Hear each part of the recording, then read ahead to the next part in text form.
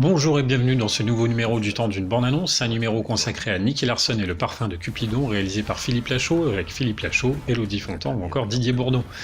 Un client vient confier la mission au détective privé Nicky et son associé Laura de protéger le parfum qui permet de rendre irrésistible quiconque le porte. La mallette contenant le parfum est alors dérobée. Le film est l'adaptation de la version française du dessin animé diffusé au début des années 90 sur TF1. On notera d'ailleurs de nombreuses références à la génération Club Dorothée. On remarquera également des inspirations de James Bond ou encore de Mission Impossible 2. Le parfum de Cupidon, c'est avant tout une comédie bourrée de gags non-stop avec une dose d'action efficace. En dépit d'un degré de subtilité souvent proche du zéro, c'est franchement drôle et parfois même bien trouvé. De plus, le film trouve un assez bon compromis entre la version édulcorée du dessin animé avec son célèbre doublage Made in France et le côté plus cru et direct du manga. Dommage d'avoir relégué à ce point les éléments orientés polar et donc plus dramatiques contenus dans l'œuvre originale quand on voit la séquence où Laura croit perdre Nicky par exemple, intense mais vite écourtée par une nouvelle blague.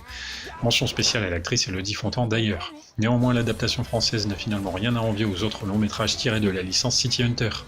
Si aucune de ces productions n'est une grande proposition de cinéma, le Nicky Larson hongkongais de 93 avec Jackie Chan est au moins tout autant basé sur l'humour et l'absurde. L'adaptation non officielle Mr. Mumble datant elle de 1996 n'est pas tellement supérieure, bien qu'un poil plus sérieuse et proposant plus de décors urbains en adéquation avec le matériau d'origine. Nicky Larson et le parfum de Cupidon, c'est donc une comédie pas forcément très intelligente, mais divertissante et une adaptation à l'image de son héros finalement plus fidèle qu'il n'y paraît. Merci de m'avoir écouté et n'oubliez pas, le temps d'une bande-annonce reviendra.